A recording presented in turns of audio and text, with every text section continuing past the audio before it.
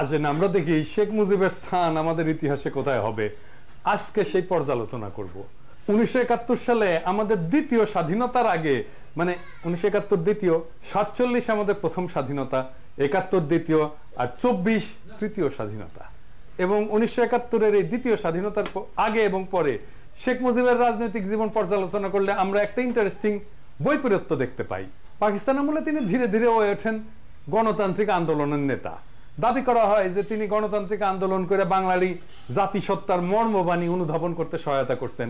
এটা ঠিক যে তিনি 6 দফার আন্দোলন করছিলেন।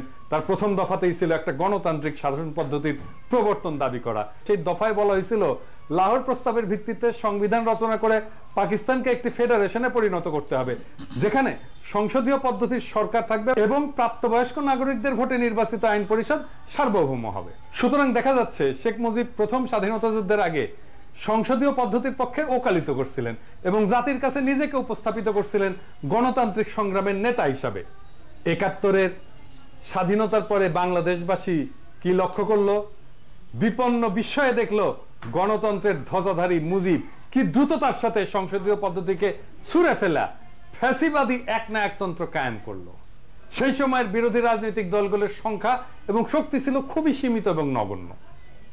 সেই অল্প সংখ্যক সীমিত কণ্ঠ তার সহ্য হয়নি।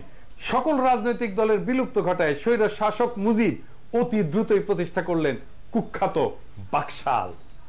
সংসদে বাকশাল অনুমোদনের মাত্র 15 মিনিটের মধ্যে নিয়ম বহির্ভূতভাবে প্রেসিডেন্ট পদে শপথ নিয়ে তিনি বনে গেলেন দেশের সকল ক্ষমতার একছত্র অধিকারী। তাকে অপসারণের কোনো ধারা রাখা হলো না। তার কীর্তিকলাপ এতটাই ভয়ঙ্কর ছিল যে তখন তাকে তাজউদ্দিন আহমেদ হিসাব করে দিয়ে বলছিলেন যে আপনাকে শান্তিপূর্ণ পথে অপসারণ করার পথ আপনি বন্ধ করে দিলেন। সেই সময়কার বাকশালের স্লোগান ছিল এক নেতা এক দেশ বঙ্গবন্ধুর বাংলাদেশ।